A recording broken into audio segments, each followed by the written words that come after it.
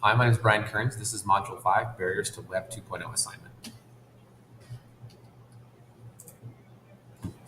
Okay, so some of the barriers that I see with my use of technology in classrooms is I do feel like I just don't have enough knowledge on how to use technology. I feel like I need more training, but at the same time, I feel like I know a lot more than other people. Another one of the barriers in my classroom is that students have just vastly different levels of technology. Some can use it like the back of their hand. Others have no clue. You give them a tablet and they don't know exactly, they don't even know what it is. Um, Also, just lack of training about new technology that's out there. Just taking this class, learning how to do these screencasts is completely new to me, and trying to figure it out has been an adventure. So, can the digital divide be resolved? I do believe it can. It's hard to actually change um, economic circumstances for students, but we can do the best that we can in classes. I feel that having more access to technology in schools does help to shrink the gap. It can't necessarily get rid of it, but by providing students with that training, that it will help shrink that gap, and then it gives them the tools that they can progress and overcome those gaps later on in life. Majority of students, at least in my school, do have access to a smartphone, which means that whether or not they have access to the internet at home, there are locations where they can access internet and get the information that they need in other areas. Um, as part of that as well, most libraries are technology capable now. You can go to any library you want to and get on a computer and actually start working with having Google. There's all sorts of things that are at students' fingertips as long as they can get to those areas. So some skills that are needed for 21st century students that I feel are necessary before they graduate.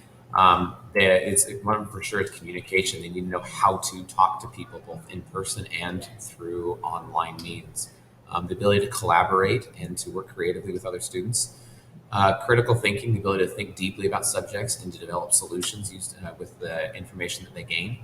And also technology literacy and stewardship. The students need to know how to use technology and what their role is in technology.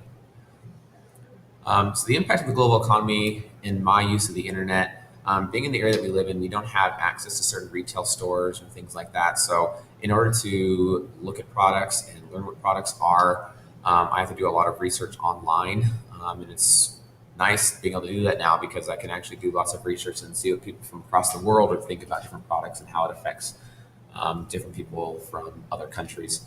Also, communication with colleagues and friends through Facebook and different and other methods. I'm able to talk to other teachers across the country and in different parts of the world to get different ideas on how to teach students and how to use different technologies and different products. So some training that I feel like I need to integrate technology better in my classroom. I need more training on useful technologies. One of the reasons why I'm taking this class right now, I feel it's going to help me with things that I've been learning. With that, I'm a Spanish teacher, so learning what are some different foreign language tools and how to use them. I mean, obviously everyone knows how to use Google Translate, and there's other websites I know how to use, but learning how to use, finding some other ones that would be really useful. Just learning more some of what the online resources are that I can use in my classroom. And also, I think another thing I would need is not really training I would need, but just access to better devices. We have tablets, but they're not necessarily the best tablets. We got them pretty cheap, and that's all we could really afford for our classrooms. Does District 51 in my school have the necessary technology for 21st century learners? Um, Through efforts that I've made with myself and the department chair have made with administration, we are, as far to my knowledge, the Spanish classrooms here at CHS are the only rooms in the district that actually have one-to-one technology ratios. We do have last year we leased some school property to Verizon to build a tower, so we have better access to Wi-Fi, and we're also getting some money for that, and that money goes towards technology. With that money that we got, we were able to put Wi-Fi routers in every single classroom, and so students can actually don't have to worry about using data in class. We also have very supportive administration. They like to see what technology we're using in class. They're very up to date and they want to learn how to use the new things that are out there. Some of the advantages to innovation practice in the classroom is obviously there's access to an unlimited amount of information and tools out there. Being able to get online and look up answers to any kind of question that students have is just invaluable nowadays. With that, it also means that students are able to communicate across the globe and get to know other cultures. Um, by getting to know other cultures and communicating with other students and this unlimited access to information, there's a lot more opportunity for authentic learning.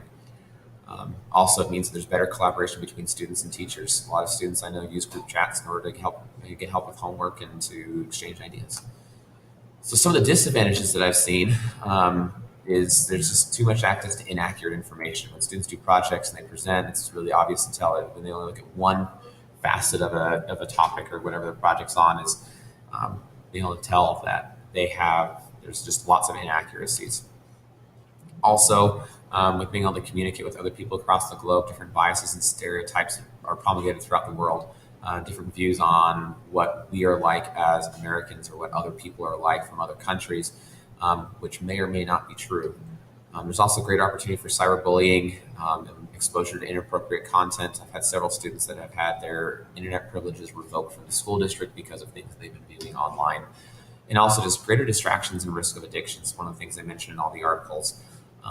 Things like Facebook and Snapchat are just, while they can be great tools, they're also, students just can't get away from them a lot of times. So some experiences with if I've had any experiences with student cyberbullying or any appropriate use of the internet. I touched on the one with some students being, their internet privileges being revoked by the district. I really haven't had any issues like in the actual classroom, but obviously with my interaction with students, I've heard of different things and try to be a mentor or a sounding board for students. A lot of it does come from experiences through social media. I hear things like so-and-so wrote this on Facebook about me, and I've had to actually step in with some arguments with different students because of those things. Also, just with the nature of it, students with things that happen, they take videos of different actions and they post them online and they go viral. And some students that are in the video, they're embarrassed by it. Also, just being a teacher and a coach, I do hear about lots of different sexting that's been going on, and had to be involved with administration with different things I've actually seen on people's phones. So this concludes my module 5, and thank you.